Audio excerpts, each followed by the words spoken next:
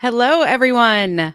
It is Friday. We are having another Ask Me Anything session with experienced investigators.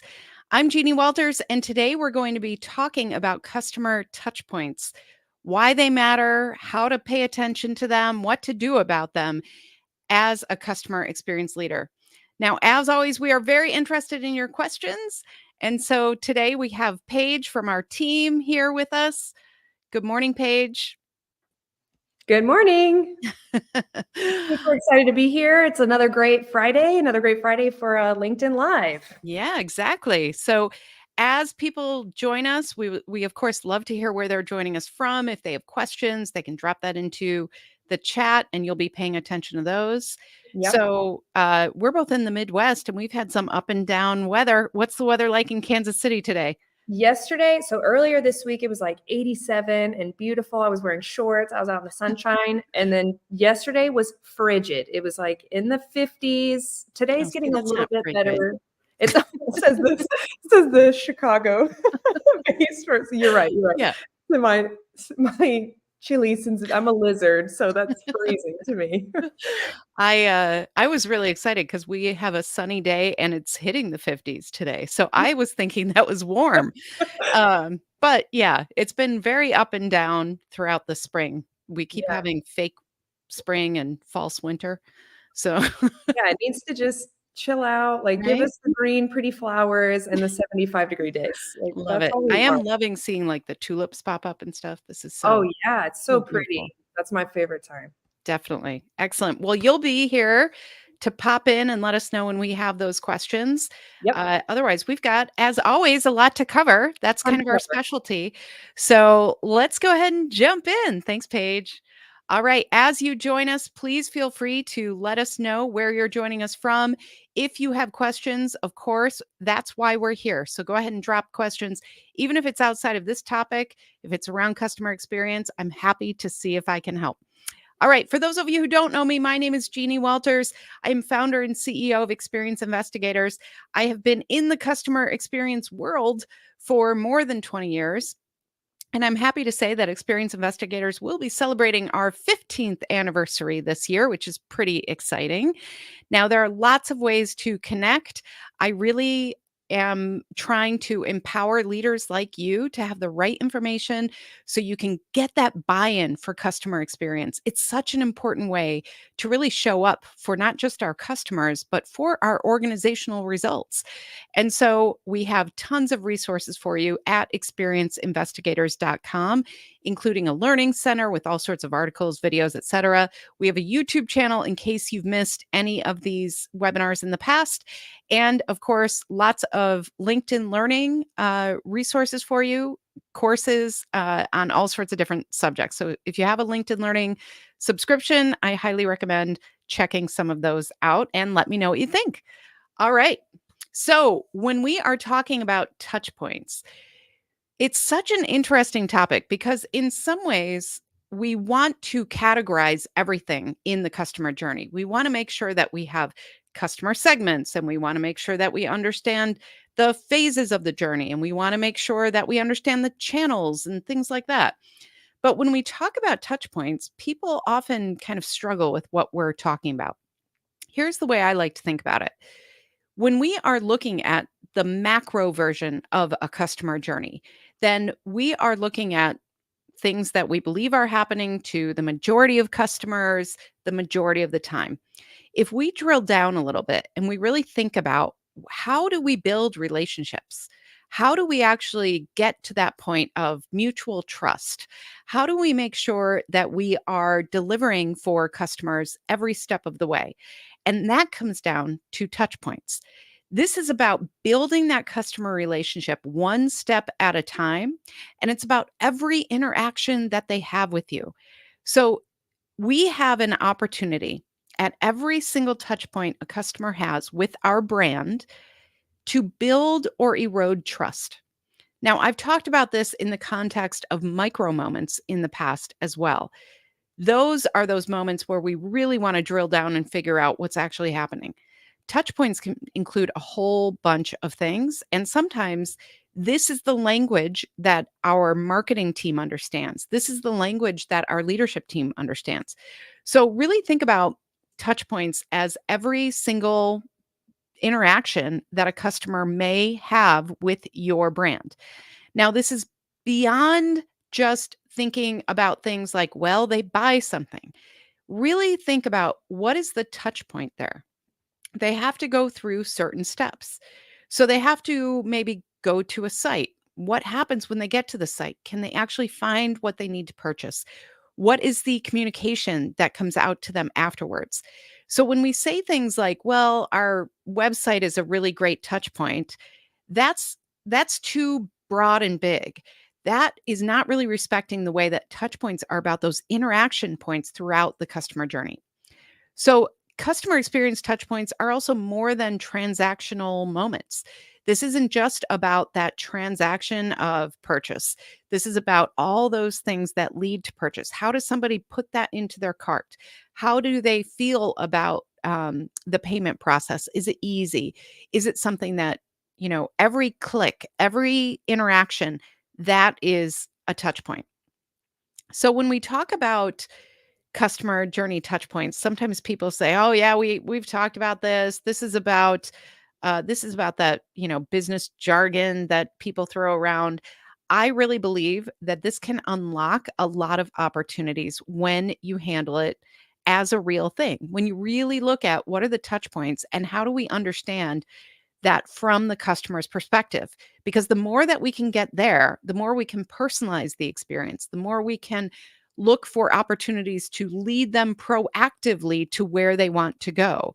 We want to look for those moments of predictive customer service, those things that are so important to really delivering satisfaction and loyalty within the customer experience. So, what do most organizations get wrong? They really talk about it in this broad way, and they say things like, well, we've got a mobile team handling mobile apps as a touch point. But the app itself is really a channel. It's a vehicle for interacting, but those interaction points are the touch points. So what's actually happening within that moment? So we want to get a little more granular when we're talking about touch points. So we often talk about touch points, and I hear things from organizations like, you know what? Our touch points are great. Marketing sends communication, and then our sales team does this, and then they get this invoice. And that's all very much from the organizational perspective. And what we're trying to do all the time in customer experience leadership is really shift that lens, make sure we're always thinking about what is actually happening from that customer's perspective. And so, in that regard, we want to look at, how can we actually understand what's happening with the customer? Two cautions here. We want to not assume that the customer has been in a very linear, direct relationship with the organization, or that they have interacted with the touch points that we've designed in meaningful ways. People don't read much anymore. People are often doing multiple things at once. If they're doing something on a small mobile screen, they might have a different experience than if they're sitting at their laptop. We need to think through all of those things, because when we assume that the touch point we designed is perfect for the customer and they're going to review it in this certain way and they're going to read every word, then we're missing opportunities to really understand what can we do to make this easier, more convenient, faster, and just more delightful for the customer as well. So what we want to do is think about maybe an inventory of customer touch points from the customer perspective. This act, it's a little journey mapping, it's a little service blueprinting. It's a first step for a lot of organizations, because we want to make sure that when we are inventorying touch points, we're thinking about that from the customer's perspective. So, yes, this technique can be used within journey mapping, but I also encourage you, if you don't know where to start, if you have an issue that you're trying to solve with your customers, go ahead and think about what are the actual touch points that they are having. So I am searching for this. I find this. Literally walk through and think about every single one of those interactions. How is the brand showing up for the customer? What is the customer actually experiencing? And how can we improve just one of those interaction points to make it easier, more convenient, all of those things that will lead us to the solutions that we're looking for. So here's an example when we walk through this with different organizations. Sometimes customer journey mapping can feel just too big, too unwieldy. We have to make decisions about which journey and which persona and all of those things. That's all really important. And I believe in journey mapping. However, sometimes if you don't know where to start, if you start with an inventory, it's more about figuring out what are the options here? What are all the different ways that a customer can interact with us? So, from the customer's perspective, I have a need and look up a service online. So, what happens? Well, search, maybe site, mobile, how are they actually doing? What are those touch points? What are those opportunities to look at a way to improve the relationship with your customer? I select this company. Why? Did they see an online demo? Did they see Yelp reviews? I start the relationship. What does the first charge look like on the credit card bill? I know we've all had this experience as customers. You see something, you think this is great, I'm going to sign up. And then you get this strange thing on your credit card and you don't recognize it because it looks like a different company name. It doesn't make sense. It's abbreviated. We have to call our credit card company and say, what's going on? We have to call it. It's a mess. And so if that type of small transactional moment, if that, or interaction, I should say, if that is happening, then it's an opportunity to look at differently. It's an opportunity to think, what can we do? Do we need to introduce a touch point before that to explain that? Do we want to follow up and explain that this is what you will see exactly on your credit card bill? There are so many ways that we have opportunities to introduce small touch points that make a difference to our customers. So keep going through what is the customer actually experiencing and what are the touch points that they're interacting with. So I have a question. So I find the help center. Is your content accurate and updated? Is there a dynamic path to assist customers? Or are there points that inadvertently drive customers mad? So the inventory itself, what I like about this is that, again, if you're not quite sure where to start with journey mapping, if that seems too big, if you're not quite sure which persona, which journey you want to tackle, a touchpoint inventory at a high level can help you make those decisions as well. You can do this in a couple of different ways, and we'll talk about that. But don't get intimidated by the idea of, oh my gosh, we can't catalog every single touch point. No, you probably can't. You probably can't. But making the effort to do this will show you opportunities to improve touch points along the customer journey. So just like I say, customer journey mapping is a verb, not a noun. It's about figuring things out in the moment and moving towards action. We like to say at Experience Investigators that we have a bias towards action. We want to actually move and have that momentum so that you see the results that you want and you're taking efforts. Whoops, I was right. And then I backed up. So continuing on this journey, I use online chat to engage. Are chatbots able to quickly answer questions? And are those bots actually helpful? Let's figure out where are those moments where we're building or eroding trust. What typically happens is that some leadership team, somebody looks at something and says, well, that's not super important because we're not hearing complaints about it, right? We're not hearing that feedback. What I'm encouraging you to do is be intentional and proactive about the touch points that you're designing and delivering. And that means you don't wait for somebody else to tell you it's terrible if you can see it's terrible. Own it. Say, this is terrible. This is preventing people from taking the next step in the journey. And if they say, well, our website's great, we get great feedback and traffic on our website, you can say, yes, that's true overall. However, this specific touch point is preventing customers from converting, from asking questions, from taking that next step. Some of this is below the radar, and that's what we have to own as customer experience leaders. We have to look at both the quantitative data and the operational data and the behavioral metrics and all of those wonderful things. And some of this, we have to say, I know this is going to be a problem if we don't do something today. We have to be brave and bold and say those things. And if we don't get the investment or resources, we know, that, okay, that's going to show up in our feedback in 6 months or 12 months. But right now, today, if you can change these small touch points, it can make a difference in building or eroding that trust. I have a problem and look for customer service. Where? How? Online via an 800 number? These are the types of things you want to capture in an inventory. How many transfers does it take to solve my problem? I want to stop being a customer. We often don't like to think about this, but exit is so important for customers. How do we offboard? How do we make sure that they still feel so good about the relationship that they will continue to refer customers to us?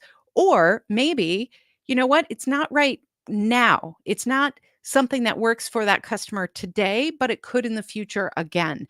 How do we really respect and honor that exit strategy? When we hide things like how to cancel, when we make it really challenging to leave, customers remember that, they talk about it, and that's the bookend of their journey. That's what they remember. There's the peak end rule, and this is where people remember either highly emotional peaks and usually the end of the relationship. So when you are thinking about, what are the touch points and why should we worry about how they cancel? That's why you want to build that trust. You want to continue that relationship, all of that. So I love the service and want to tell a friend. This is a great thing to ask. Have we made it easy to refer? Have we really respected that our customers who do love us want to help us? How do we make that touch point easier, more transparent, more visible, more convenient, all of those things? So this is a simplified version. Now, when I talk about a comprehensive and thorough inventory of your touch points, I want you to kind of narrow the scope a little bit. Where do you want to look for your touch points? Where do you want to go through this? I mentioned there are a couple of ways to do this. There's one version that I like to call the quick and dirty version, right? Like this is, you know what? We know there's an issue here. We want to figure out what is the mobile app experience for, somebody going through that and what we haven't really looked at our touch points in a while. So you could do that by actually going through, asking those questions from the customer's perspective, and just start documenting. You can do this in a spreadsheet. You can do this with certain tools and technology out there. Some people like to do this with more like mind maps and tools like Mural online, where you can use whiteboard apps. But the point is to really look for those opportunities of where can we improve trust? Where are we preventing somebody from taking that next step? Where are things just outdated? This happens all the time. And when we are doing journey mapping, sometimes we miss these individual touch points that refer to a link that's broken or talk about somebody who's no longer at the company or have an outdated phone number, all of those things. So as you're going through this, look for those triggers of, oh, this is outdated. We can fix this tomorrow, as well as, you know what? This is not as good as it could be. And I know we can make it better in a way that will help the customer. So this can be challenging. And the reason I wanted to say that is because that's where narrowing your scope will really help you. Because once you do this, and if you understand your channel strategy and your personas and your customer experience strategy, what are you trying to do? What are the outcomes you're trying to achieve? This can really, really help with priorities. Because sometimes what happens is we start looking at touch points and we realize, oh my goodness, this touch point is not only something that impacts our mobile users, this impacts everybody across the board. This is a digital problem. So we really want to look for those touch points that really could be throughout the customer journey, as well as those things that we find that just are preventing somebody from taking that next step. So let's talk about how to do this. You really want to, again, refer to those foundational pieces.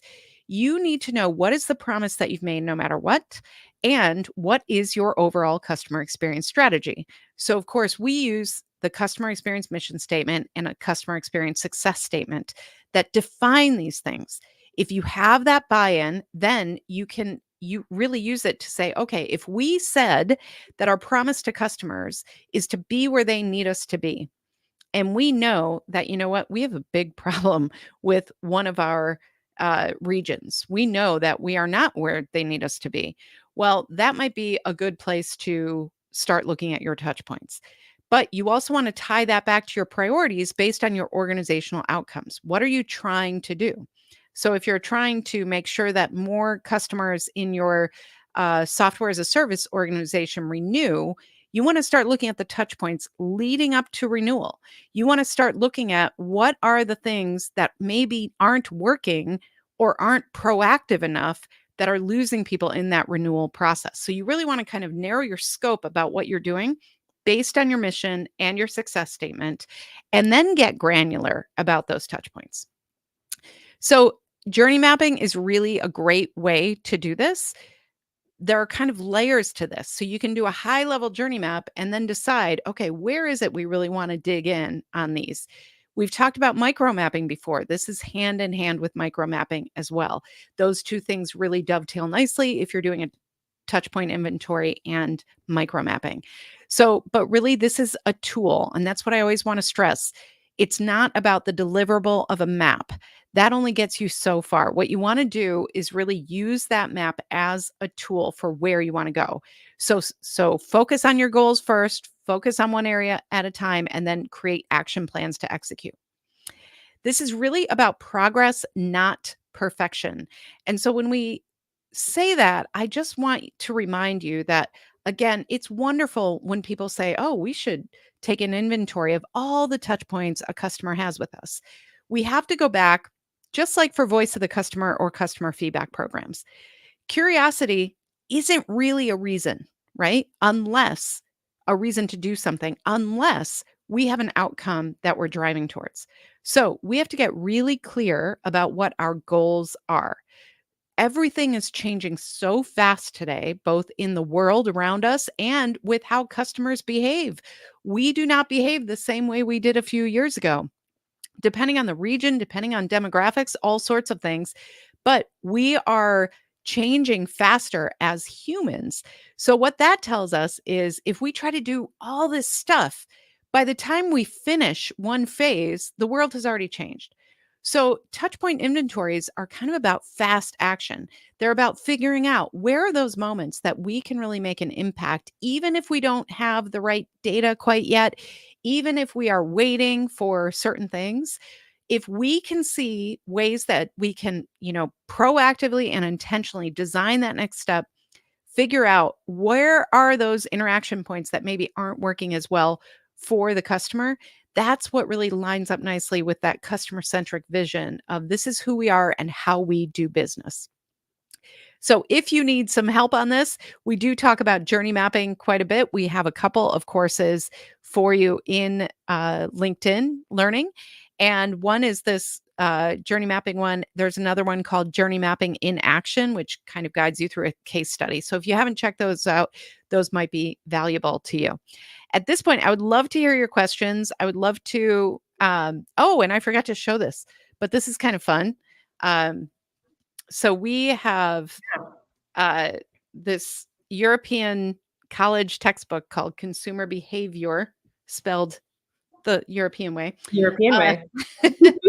And they actually have a whole section in here about touch points based on some of the writing that I've done. So this is something that I think a lot of different leaders are struggling with because we live in a world that's so fast and we kind of have to stay up here a lot. And this is about drilling down a little bit and getting into that granularity of touch points, which I think is super important. How stinking cool is it that you're in a textbook? I'm just gonna throw that out there. Every time I'm like, wow, if I read that, like learning about this and then got to meet you, I'd be like fangirling out. So, oh, nice to meet Jeannie. That's so nice. We do have a couple questions. Oh, great. Guys, please ask in the chat, in the comments on LinkedIn. We would love to answer those questions. This is a great time to get some one-on-one time with Jeannie and get her to answer all your questions. So let us know like where you are in your journey, if you've done customer journey mapping, just any kind of questions. We're so excited to talk to y'all. So the first question is from Celine. As part of a newly acquired company, our two-person CX team now serves a 1,900-person business with over 20 products compared to our previous 250-person business with 5 products. Eek. Do you have recommendations for how to efficiently prioritize touch points to maximize impact? Oh, great question. Well, Celine, first of all, I want to say, like, I salute you. Uh, the two-person CX team is so common, right? I see this all the time in very large organizations. We have this small, mighty band of people fighting the good fight. And what I would say is I would look for where in your feedback, well, a couple caveats to that. Depending on your organizational culture, depending on your organizational goals, if you have a culture where people are very focused on feedback metrics, for instance, you may want to look at what is the feedback you're getting and where are the alarms going off. Focus on touch points there. See if you can make an impact that way. If you haven't already explored really coming together as a unified organization now, figuring out what is our customer experience mission now as this new entity and what are our strategic goals. What I see again and again with customer experience in general is that the goals are very vague, they are very general, they're based on feedback metrics, but not actually improving the customer experience and the results that that can bring the organization. So if you haven't taken the time to really define success, that can be one of the first steps. Because when we say impact, we want that to be the right impact. Now, if I did something at an organization like said, you know what? Customers think our prices are too high. We're just going to lower all the prices. Now, customers might love that, right? But that's not the right answer. So we have to get clear on what are we trying to do? What is most important to the organization? We have resources for you around the mission statement and success statement. I would start there. Look at really what are your overall priorities. And if you get pushback, this is another thing. When we talk about priorities, if we have that foundational buy in of this is what we're doing and this is what success looks like, it makes it a lot easier for us to say, I hear you, leader, that you want this to be a priority. When I look at this, I don't see how this connects to the goals. So help me understand, should we deprioritize something else? Should we should we plan for this for a longer term outcome? Because one complaint that goes up to the executive level often becomes a priority, even if that might not be the best use of resources and effort for the organization. We cannot make every single, and especially you said 1,900 person business, 250 or 20 products. We can't make every single customer happy all the time, right? There will be things that happen.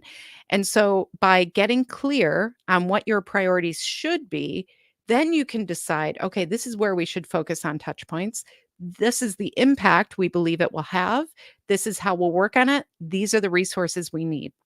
It gives us a chance to make that business case for what we need in a way that leaders and our overall organization understand is supporting the success of our overall organization. That is really, really important. So there's a lot there, I know, but so that's kind of thinking big. If you are in a situation where maybe you're getting some pressure already to make an impact, then what I would say is, again, go back to your customer feedback, look for where are the places we see are stops or challenging or not fast enough or convenient or anything. So that's where I would focus on, because then you can say, we did this, we focused on this touch point, we're seeing this result. And celebrate those quick wins, celebrate and socialize everything you do so that people understand customer experience is how we show up, how we do business. But good luck with all of that. That sounds very exciting. I think you're so right. The identifying and then the prioritizing and the celebrating, those are so key to really making action in Mhm. your CX within your company. And we see this all the time, right? Yeah, Like we all the see time. Things that you think like, because it can be so easy to get in that day to day and everything seems like a priority. So to Right. have that kind of map for yourself of this is what's bigger with the organizational goal, how can we make an impact? And then saying, Mhm. we did it Yeah, is always exactly. so impactful. It is. It is. Another one we've got here, is there a most effective way to gather and analyze data to gain insights into customer behavior and preferences? Ooh. Oh, this is a big old it depends. I always think of this as kind of 2 layers.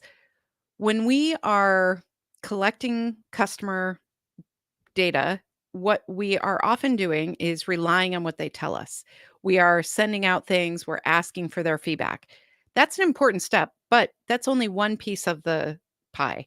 We need to look at what is the overall situation. So, what's happening in the world? What's happening with your market? What's happening with customer expectations? We have to understand our customers' real lives. This might shock you, but most of us don't sit around waiting to answer surveys, right? And in fact, most of us don't reply to surveys. Most of us do not say anything. So we're getting that feedback from a small pool of people who are somewhat biased in one way or another because they're the people who fill out surveys. So we have that.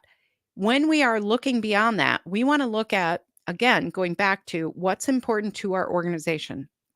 If we have talked about we really need to bring in more sales, well, is that share of wallet with the current customers we have? Or is it we want more of the market? We want more new customers? Those are different. We have to really get clear on what that means. So, if that is the case, once we know that, then we want to look at things like, okay, if we know this is our goal, and we know that this is the feedback we're getting, we want to look beyond that. We want to look at the operational metrics like, what are they moving from this point of the journey to the next? We want to look at behavioral analytics. Why are they leaving the site at that moment? Why are they walking out? Why are they purchasing less than they used to?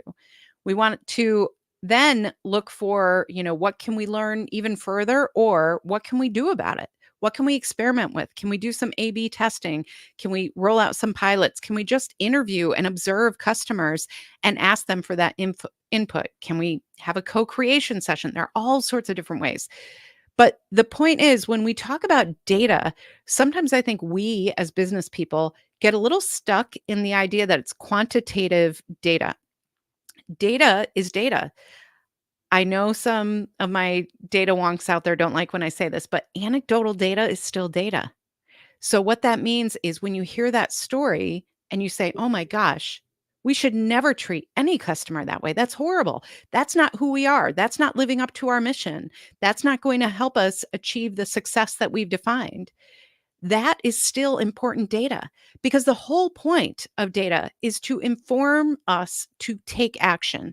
And if we're only reporting on data, if we're only talking about it in these ways where we're saying, well, NPS is going up and down, or, you know, all those things, we're not giving context and life to it, then why are we collecting it in the first place?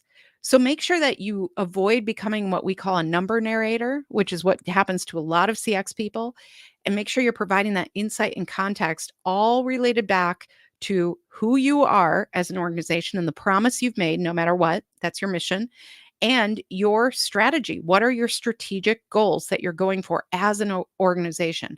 What have you decided are the priorities?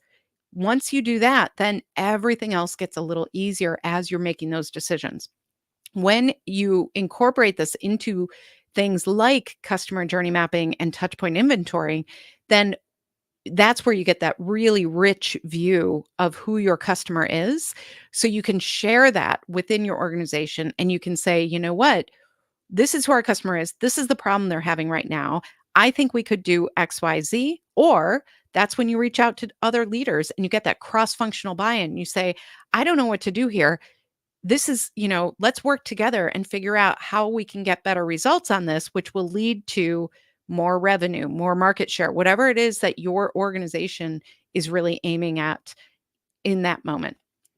Whew, sorry, that was a doozy, but I really think we have to keep going back to the why, keep going back to our goals again and again and again, because otherwise we get buried in input. We get buried in what everybody else thinks is a priority, and it's just not fair to CX leaders. So I want to empower you with asking why and how does this relate to our goals? We are cheerleaders for the CX leader. We are Yeah. team CX leader. So Terry asks, our CS team is looking to improve the customer handoff from implementation to success once they have completed onboarding.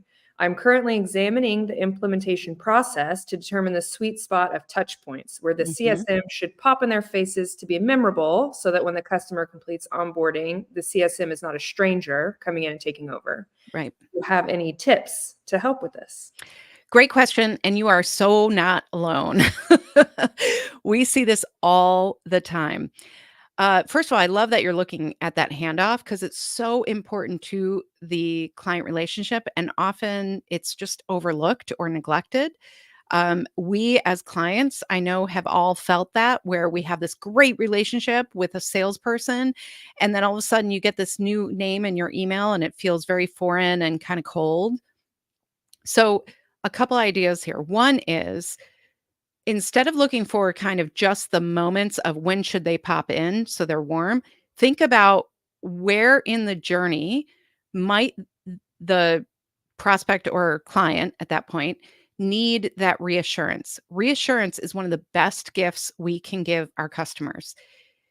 Buyer's remorse sets in very quickly these days. And so we want to look for where are those points where they've given us something, they've risked something with us. They're saying, yes, I trust you. Where can we provide that reassurance?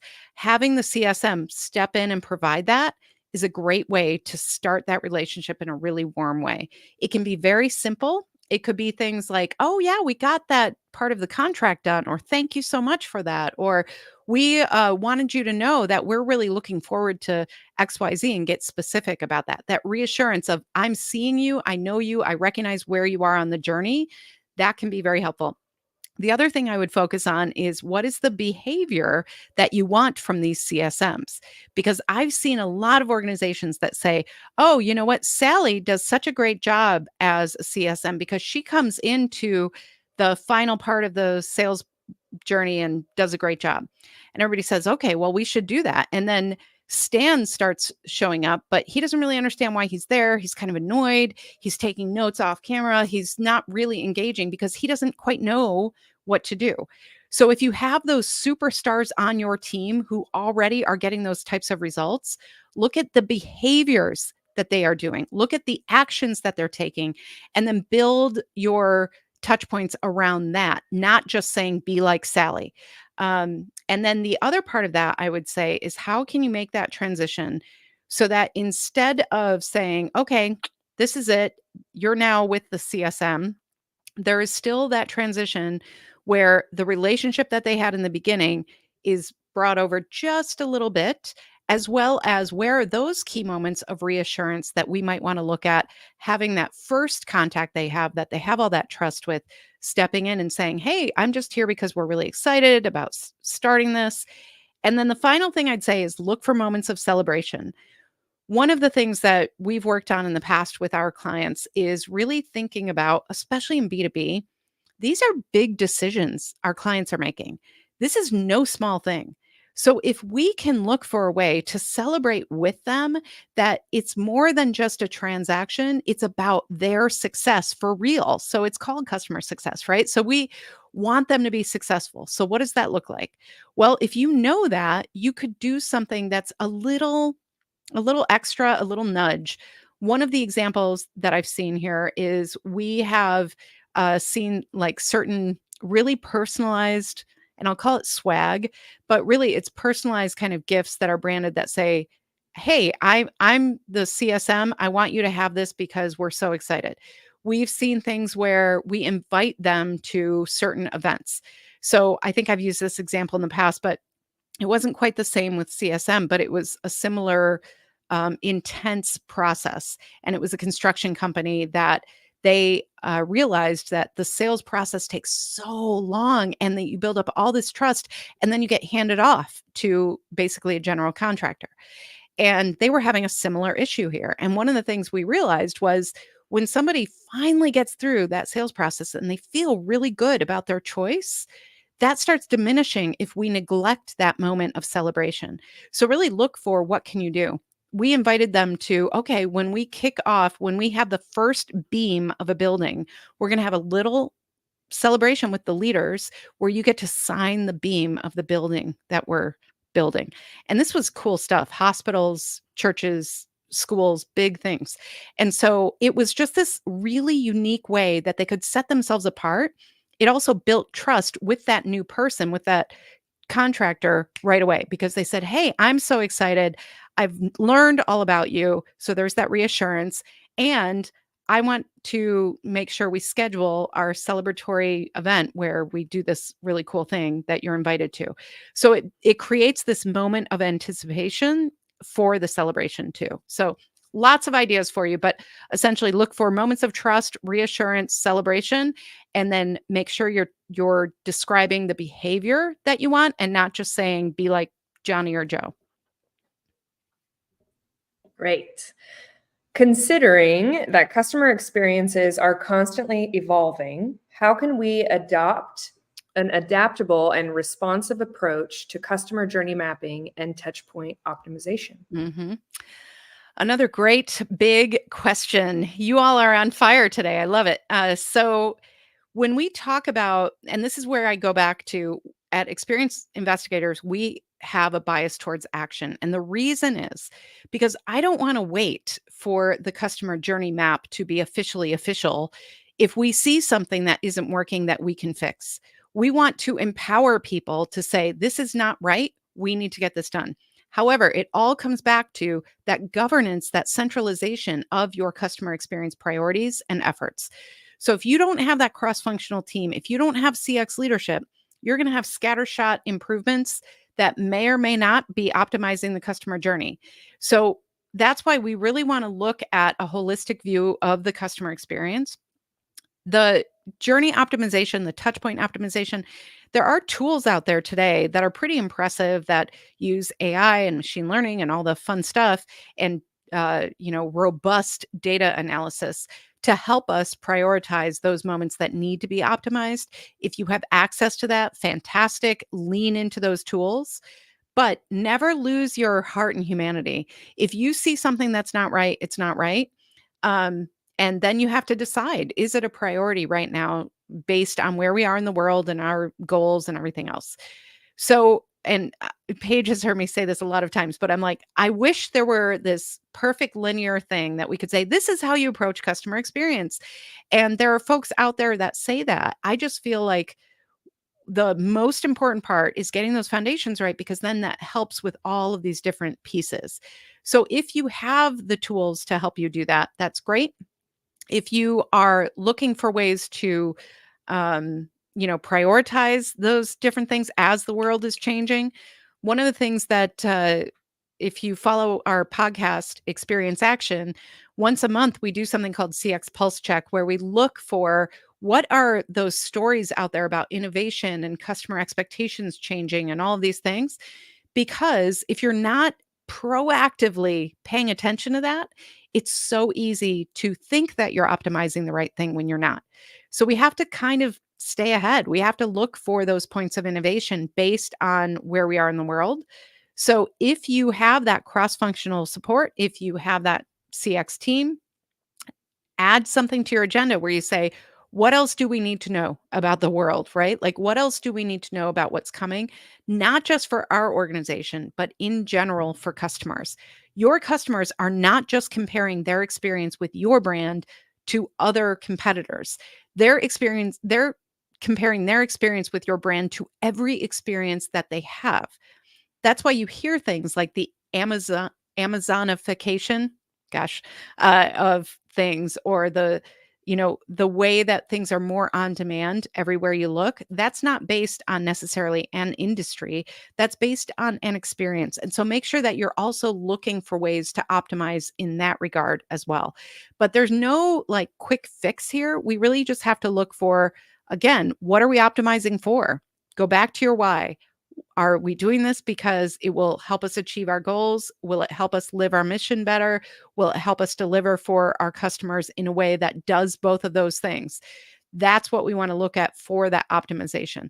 When we start throwing around terms like we're just going to optimize every touch point, that is a losing preposition. We have to make sure proposition. Sorry.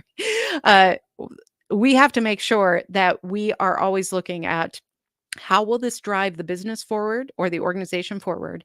And how will this help our customers?